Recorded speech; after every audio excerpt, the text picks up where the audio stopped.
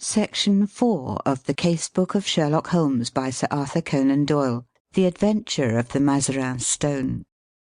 It was pleasant to Dr. Watson to find himself once more in the untidy room of the first floor in Baker Street, which had been the starting point of so many remarkable adventures.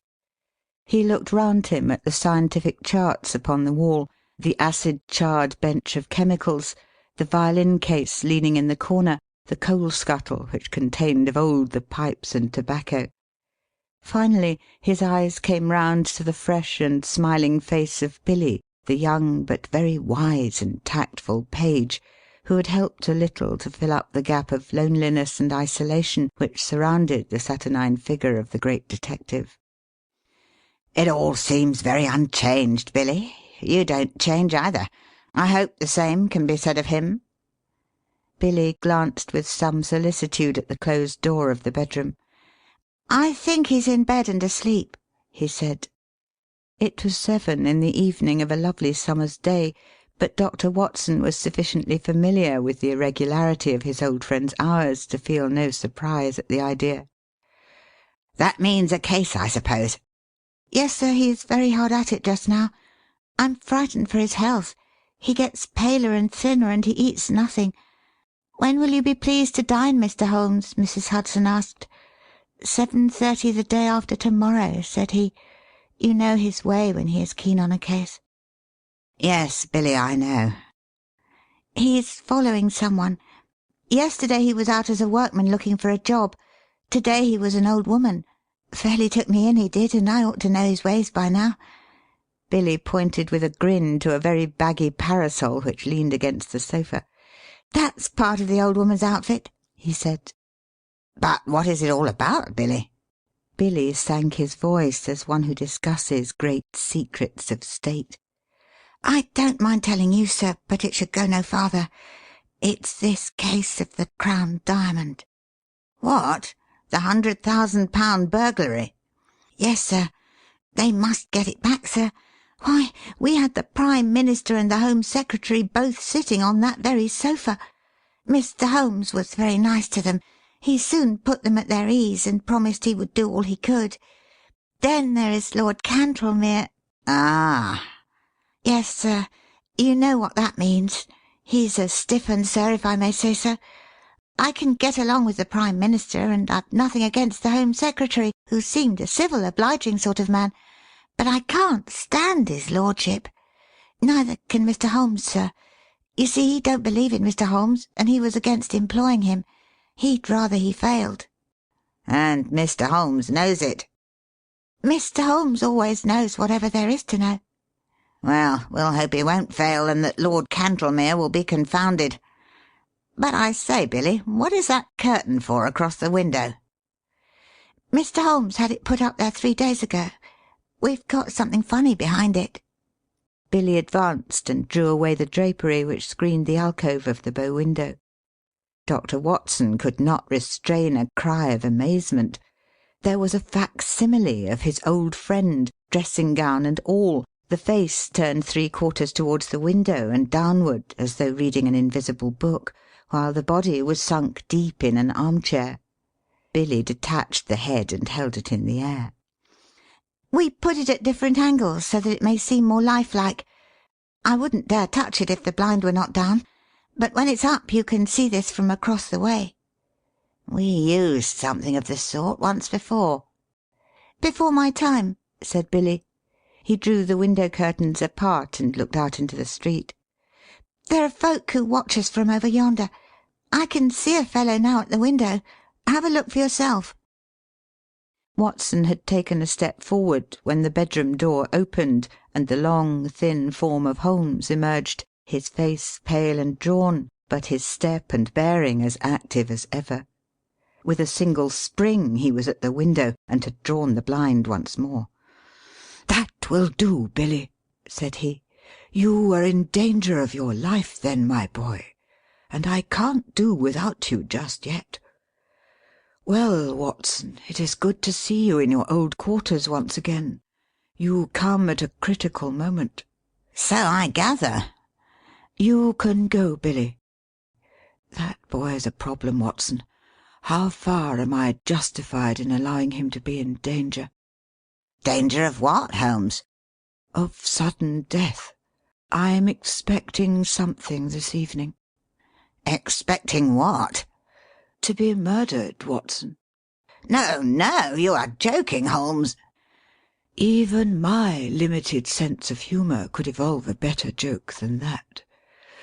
But we may be comfortable in the meantime, may we not? Is alcohol permitted? The gazagine and cigars are in the old place. Let me see you once more in the customary armchair. You have not, I hope, learned to despise my pipe and my lamentable tobacco. It has to take the place of food these days." "But why not eat?" "Because the faculties become refined when you starve them. Why, surely as a doctor, my dear Watson, you must admit that what your digestion gains in the way of blood supply is so much lost to the brain. I am a brain, Watson. The rest of me is a mere appendix. Therefore it is the brain I must consider." "But this danger, Holmes." "Ah, yes. In case it should come off, it would perhaps be as well that you should burden your memory with the name and address of the murderer. You can give it to Scotland Yard with my love and a parting blessing. Silvius is the name. Count Negretto Silvius. Write it down, man, write it down. 136 Moorside Gardens, Northwest. Got it?" Watson's honest face was twitching with anxiety.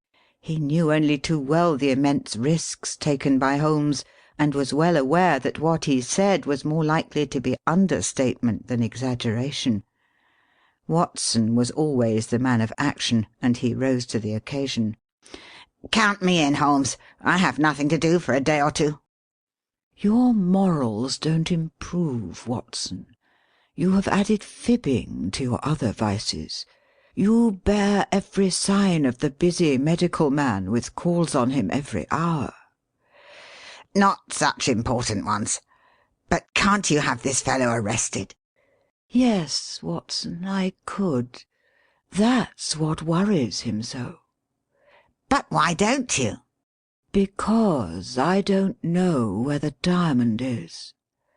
"Ah, Billy told me. The missing crown jewel." "Yes, the great yellow Mazarin Stone. I've cast my net, and I have my fish, but I have not got the stone. What is the use of taking them? We can make the world a better place by laying them by the heels. But that is not what I am out for. It's the stone I want." "And is this Count Silvius one of your fish?" "Yes, and he's a shark. He bites. The other is Sam Merton, the boxer. Not a bad fellow, Sam, but the Count has used him.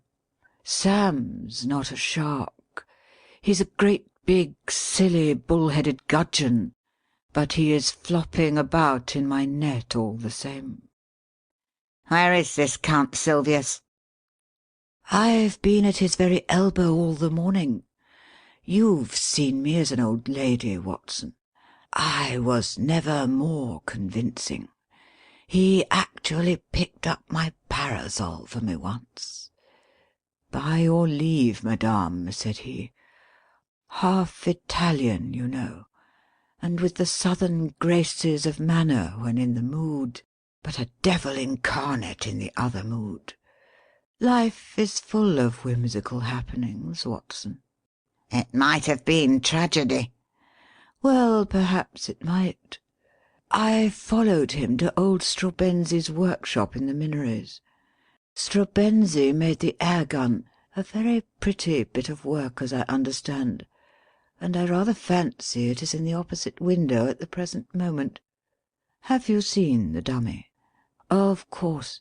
Billy showed it to you. Well, it may get a bullet through its beautiful head at any moment. "Ah, Billy, what is it?" The boy had reappeared in the room with a card upon a tray. Holmes glanced at it with raised eyebrows and an amused smile. "The man himself. I had hardly expected this. Grasp the nettle, Watson. A man of nerve. Possibly you have heard of his reputation as a shooter of big game. It would indeed be a triumphant ending to his excellent sporting record if he added me to his bag. This is a proof that he feels my toe very close behind his heel." "Send for the police." "I probably shall, but not just yet. Would you glance carefully out of the window, Watson, and see if anyone is hanging about in the street?" Watson looked warily round the edge of the curtain. "Yes, there is one rough fellow near the door." "That will be Sam Merton, the faithful but rather fatuous Sam. Where is this gentleman, Billy?" "In the waiting room, sir." "Show him up when I ring." "Yes, sir." If I am not in the room, show him in all the same." "Yes, sir." Watson waited until the door was closed, and then he turned earnestly to his companion. "Look here, Holmes. This is simply impossible. This is a desperate man who sticks at nothing. He may have come to murder you." "I should not be surprised." "I insist upon staying with you." "You would be horribly in the way." "In his way?"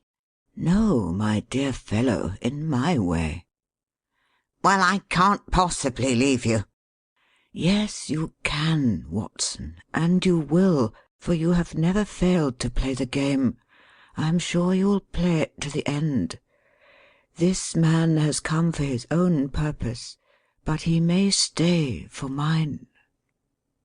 Holmes took out his notebook and scribbled a few lines. "Take a cab to Scotland Yard and give this to Youghal of the C.I.D. Come back with the police. The fellow's arrest will follow." "I'll do that with joy." "Before you return, I may have just time enough to find out where the stone is." He touched the bell. "I think we will go out through the bedroom. This second exit is exceedingly useful.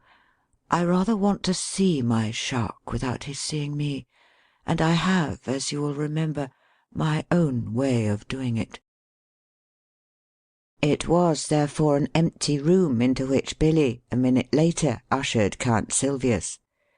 The famous game shot, sportsman, and man about town was a big, swarthy fellow, with a formidable dark moustache shading a cruel, thin-lipped mouth, and surmounted by a long, curved nose like the beak of an eagle.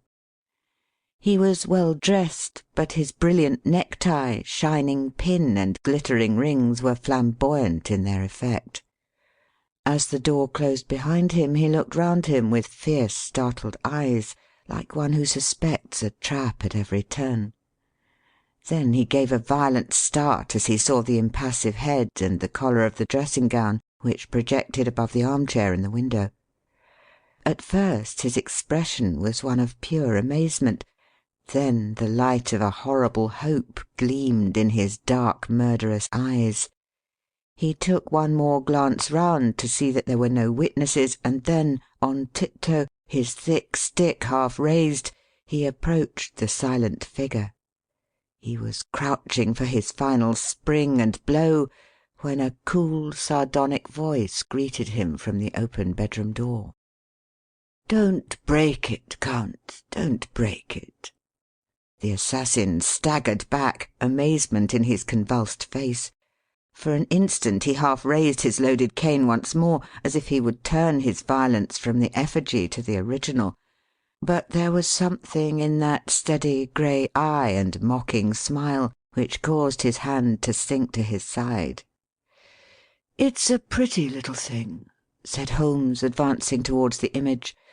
"Tavernier, the French modeller, made it. He is as good at waxworks as your friend Straubenzee is at air guns." Air gun, sir? What do you mean?" "Put your hat and stick on the side table. Thank you. Pray take a seat. Would you care to put your revolver out also? Oh, very good, if you prefer to sit upon it.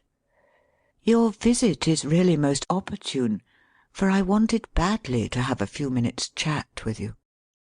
The Count scowled with heavy, threatening eyebrows. "I, too, wish to have some words with you, Holmes. That is why I'm here. I won't deny that I intended to assault you just now."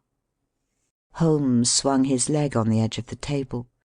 "I rather gathered that you had some idea of the sort in your head," said he. "But why these personal attentions?" "Because you have gone out of your way to annoy me. Because you have put your creatures upon my track." "My creatures? I assure you, no." "Nonsense! I have had them followed. Two can play at that game, Holmes." "It is a small point, Count Silvius, but perhaps you would kindly give me my prefix when you address me. You can understand that with my routine of work I should find myself on familiar terms with half the rogues' gallery, and you will agree that exceptions are invidious." "Well, Mr. Holmes, then." "Excellent. But I assure you you are mistaken about my alleged agents." Count Silvius laughed contemptuously. "Other people can observe as well as you. Yesterday there was an old sporting man. Today it was an elderly woman. They held me in view all day." "Really, sir, you compliment me. Old Baron Dowson said the night before he was hanged that in my case what the law had gained the stage had lost. And now you give my little impersonations your kindly praise." "It was you? You yourself?"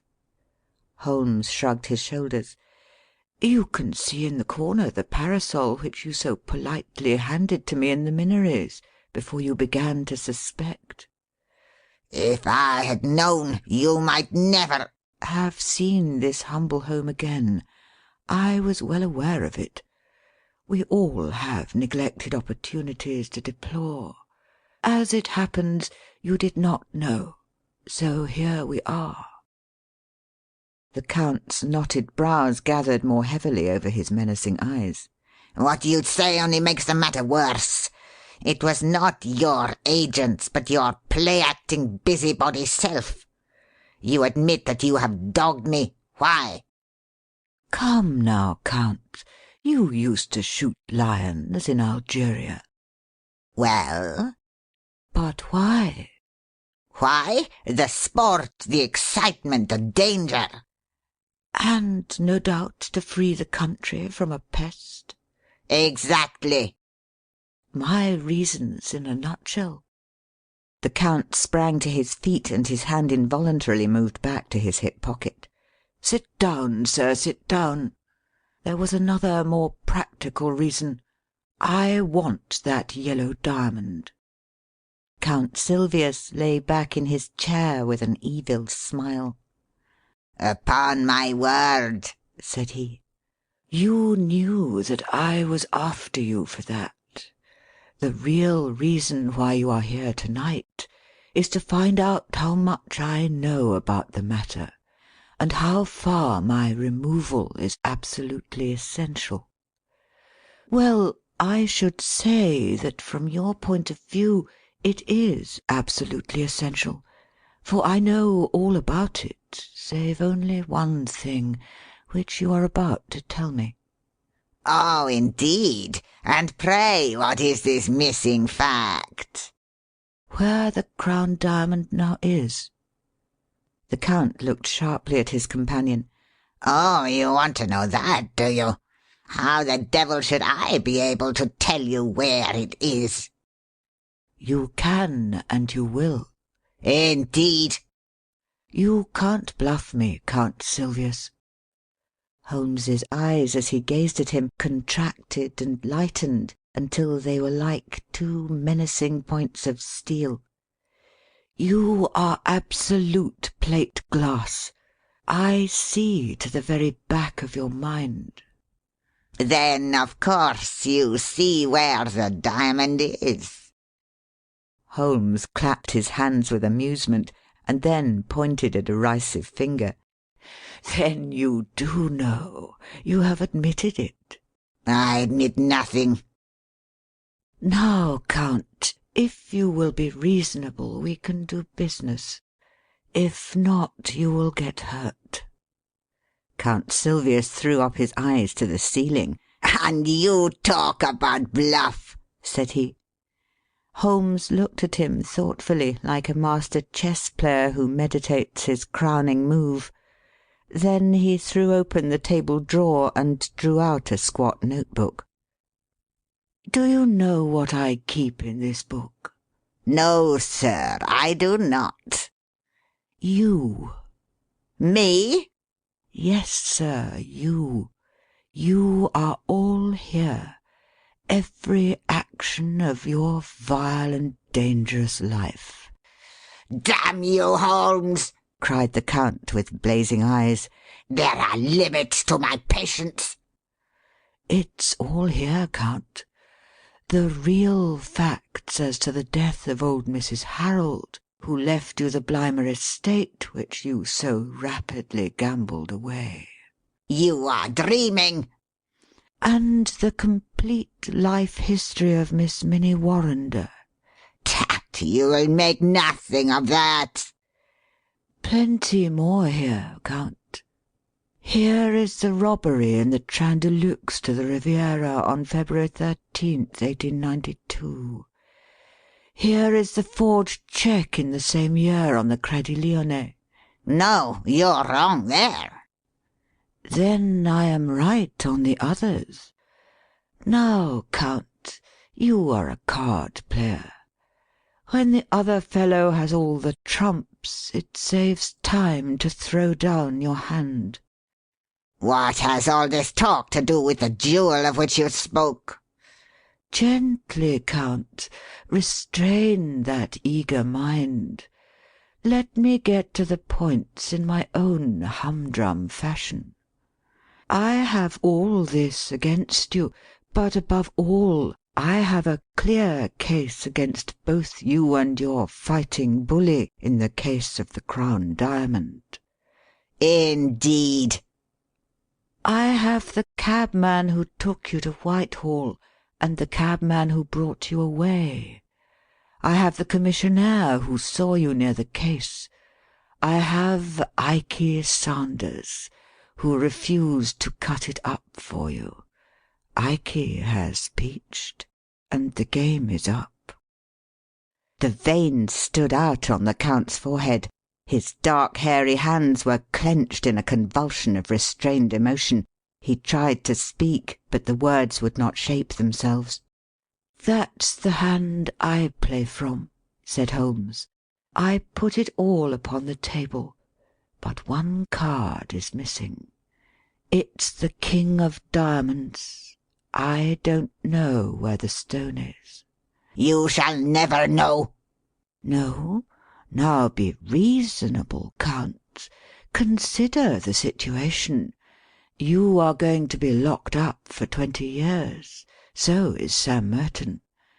What good are you going to get out of your diamond? None in the world.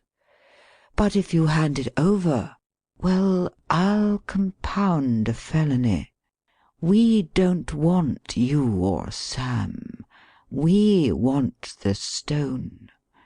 Give that up, and so far as I'm concerned, you can go free so long as you behave yourself in the future. If you make another slip, well, it will be the last. But this time my commission is to get the stone, not you." "But if I refuse?" "Why then, alas, it must be you and not the stone." Billy had appeared in answer to a ring. "I think, Count, that it would be as well to have your friend Sam at this conference. After all, His interests should be represented. Billy, you will see a large and ugly gentleman outside the front door. Ask him to come up." "If he won't come, sir?" "No violence, Billy. Don't be rough with him. If you tell him that Count Silvius wants him, he will certainly come."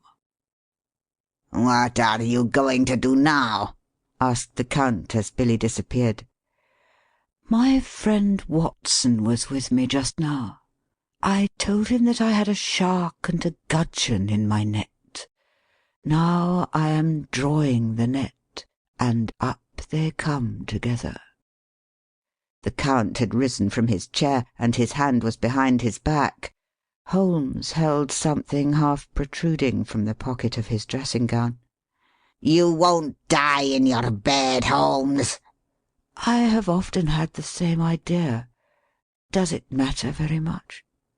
After all, Count, your own exit is more likely to be perpendicular than horizontal.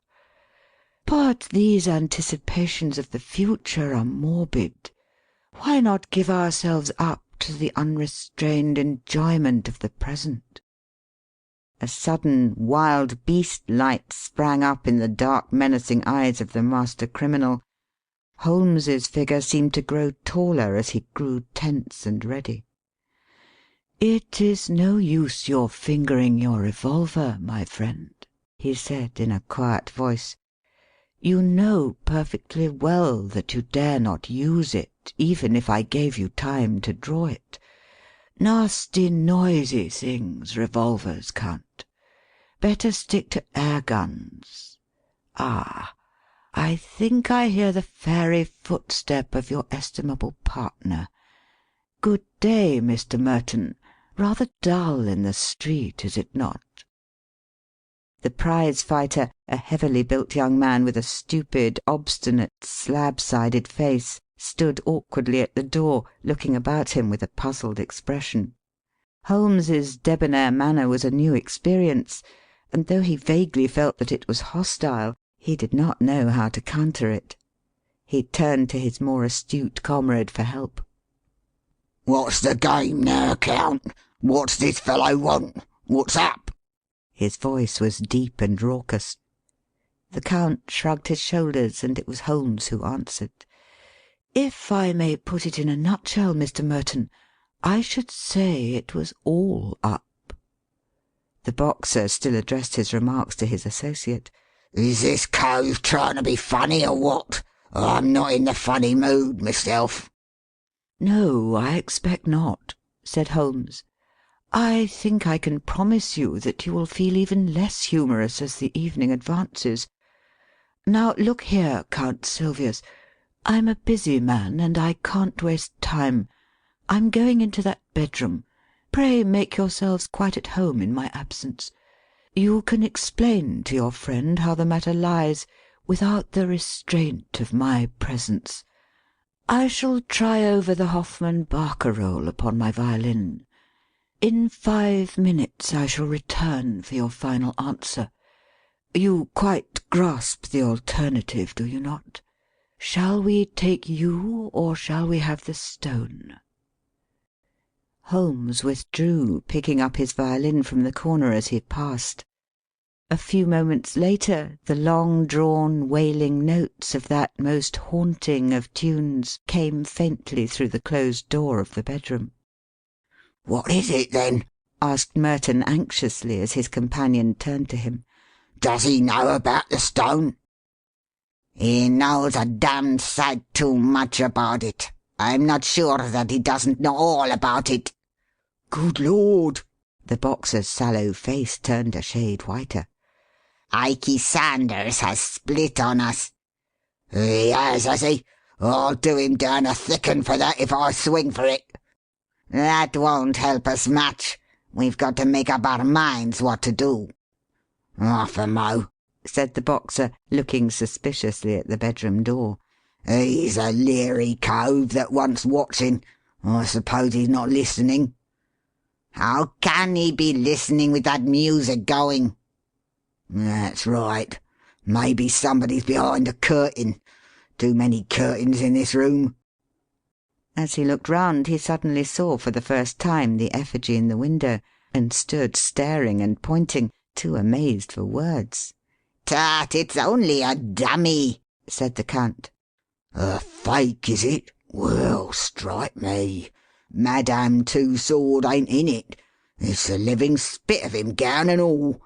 But them curtains, Count—" "Oh, confound the curtains! We are wasting our time, and there is none too much. He can lag us over this stone." "The deuce he can!" "But he'll let us slip if we only tell him where the swag is." "What, give it up? Give up 100,000 quid?" "It's one or the other." Merton scratched his short-cropped pate. "He's alone in there. Let's do him in. If his light were out, we should have nothing to fear." The Count shook his head. "He is armed and ready. If we shot him, we could hardly get away in a place like this. Besides, it's likely enough that the police know whatever evidence he has got. Hello, what was that?" There was a vague sound which seemed to come from the window. Both men sprang round, but all was quiet. Save for the one strange figure seated in the chair, the room was certainly empty. "Something in the street," said Merton. "Now, look here, Governor, you've got the brains. Surely you can think of a way out of it. If slugging is no use, then it's up to you." "I've fooled better men than he," the Count answered. "The stone is here in my secret pocket. I take no chances leaving it about. It can be out of England to-night and cut into 4 pieces in Amsterdam before Sunday. He knows nothing of Van Sedder." "I thought Van Sedder was going next week." "He was, but now he must get off by the next boat. One or other of us must slip round with the stone to Lime Street and tell him." "But the false bottom ain't ready." "Well, he must take it as it is and chance it. There's not a moment to lose." Again, with the sense of danger which becomes an instinct with the sportsman, he paused and looked hard at the window. Yes, it was surely from the street that the faint sound had come. "As to Holmes," he continued, "we can fool him easily enough. You see, the damned fool won't arrest us if he can get the stone. Well, we'll promise him the stone. We'll put him on the wrong track about it. And before he finds that it is the wrong track, it will be in Holland, and we out of the country." "That sounds good to me," cried Sam Merton with a grin. "You go on and tell the Dutchman to get a move on him. I'll see this sucker and fill him with a bogus confession. I'll tell him that the stone is in Liverpool. Confound that whining music, it gets on my nerves. By the time he finds it isn't in Liverpool, it will be in quarters, and we on the blue water. Come back here, out of a line with that keyhole. Here is the stone." "I wonder you dare carry it." "Where else could I have it safer? If we could take it out of Whitehall, someone else could surely take it out of my lodgings." "Let's have a look at it." Count Silvius cast a somewhat unflattering glance at his associate, and disregarded the unwashed hand which was extended towards him. "What, do you think I'm going to snatch it off you? See here, mister, I'm getting a bit tired of your ways." "Well, well, no offence, Sam. We can't afford to quarrel. Come over to the window if you want to see the beauty properly. Now, hold it to the light. Here." "Thank you." With a single spring, Holmes had leaped from the dummy's chair and had grasped the precious jewel. He held it now in one hand, while his other pointed a revolver at the Count's head. The two villains staggered back in utter amazement. Before they had recovered, Holmes had pressed the electric bell. "No violence, gentlemen, no violence, I beg of you. consider the furniture. It must be very clear to you that your position is an impossible one. The police are waiting below." The Count's bewilderment overmastered his rage and fear. "But how the deuce—" he gasped. "Your surprise is very natural. You are not aware that a second door from my bedroom leads behind that curtain. I fancied that you must have heard me when I displaced the figure, but luck was on my side. It gave me a chance of listening to your racy conversation, which would have been painfully constrained had you been aware of my presence." The Count gave a gesture of resignation. "We give you best, Holmes. I believe you are the devil himself." "Not far from him, at any rate," Holmes answered with a polite smile. Sam Merton's slow intellect had only gradually appreciated the situation. Now, as the sound of heavy steps came from the stairs outside, he broke silence at last. "A fair cop," said he. "But I say, what about that bloomin' fiddle? I hear it yet." "Tut, tut," Holmes answered. "You are perfectly right. Let it play. These modern gramophones are a remarkable invention." There was an inrush of police, the handcuffs clicked, and the criminals were led to the waiting cab. Watson lingered with Holmes, congratulating him upon this fresh leaf added to his laurels. Once more their conversation was interrupted by the imperturbable Billy with his card-tray. "Lord Cantlemere, sir."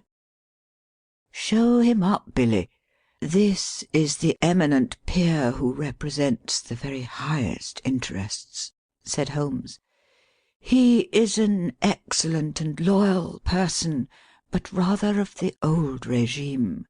Shall we make him unbend? Dare we venture upon a slight liberty? He knows we may conjecture nothing of what has occurred." The door opened to admit a thin, austere figure with a hatchet face and drooping mid-Victorian whiskers of a glossy blackness which hardly corresponded with the rounded shoulders and feeble gait. Holmes advanced affably and shook an unresponsive hand. "How do you do, Lord Cantlemere? It is chilly for the time of year, but rather warm indoors. May I take your overcoat?" "No, thank you. I will not take it off." Holmes laid his hand insistently upon the sleeve. "Pray allow me. My friend Dr. Watson would assure you that these changes of temperature are most insidious." His lordship shook himself free with some impatience. "I'm quite comfortable, sir. I have no need to stay. I have simply looked in to know how your self-appointed task was progressing." "It is difficult, very difficult." "I feared that you would find it so." There was a distinct sneer in the old courtier's words and manner. "Every man finds his limitations, Mr. Holmes, but at least it cures us of the weakness of self-satisfaction." "Yes, sir, I have been much perplexed." "No doubt." "Especially upon one point possibly you could help me upon." "You apply for my advice rather late in the day. I thought that you had your own all-sufficient methods.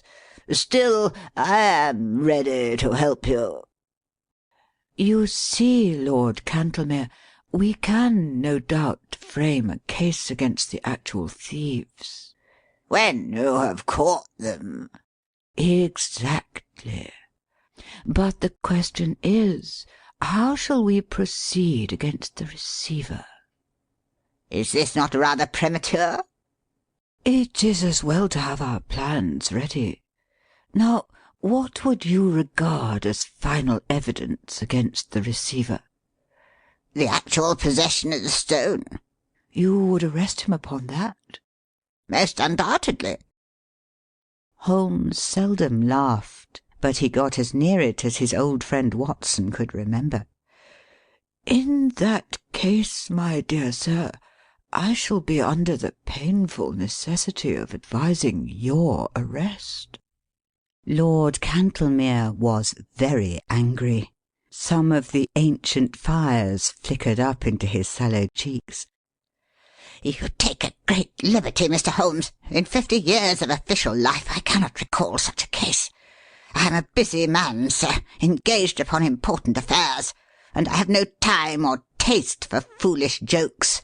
I may tell you frankly, sir, that I have never been a believer in your powers, and that I have always been of the opinion that the matter was far safer in the hands of the regular police force. Your conduct confirms all my conclusions. I have the honour, sir, to wish you good evening." Holmes had swiftly changed his position and was between the peer and the door. "One moment, sir," said he. "To actually go off with the Mazarin Stone would be a more serious offence than to be found in temporary possession of it." "Sir, this is intolerable. Let me pass." "Put your hand in the right-hand pocket of your overcoat." "What do you mean, sir?" "Come, come. Do what I ask." An instant later the amazed peer was standing, blinking and stammering, with the great yellow stone on his shaking palm. What? How is this, Mr. Holmes?" "Too bad, Lord Cantlemere, too bad," cried Holmes. "My old friend here will tell you that I have an impish habit of practical joking. Also that I can never resist a dramatic situation. I took the liberty, the very great liberty, I admit, of putting the stone into your pocket at the beginning of our interview." The old peer stared from the stone to the smiling face before him. "Sir, I am bewildered. But yes, it is indeed the Mazarin Stone. We are greatly your debtors, Mr. Holmes. Your sense of humour may, as you admit, be somewhat perverted, and its exhibition remarkably untimely. But at least I withdraw any reflection I have made upon your amazing professional powers. But how—" "The case is but half finished. The details can wait. No doubt, Lord Cantlemere, your pleasure in telling of this successful result in the exalted circle to which you return will be some small atonement for my practical joke. Billy, you will show his lordship out, and tell Mrs. Hudson that I should be glad if she would send up dinner for 2 as soon as possible." End of The Adventure of the Mazarin Stone,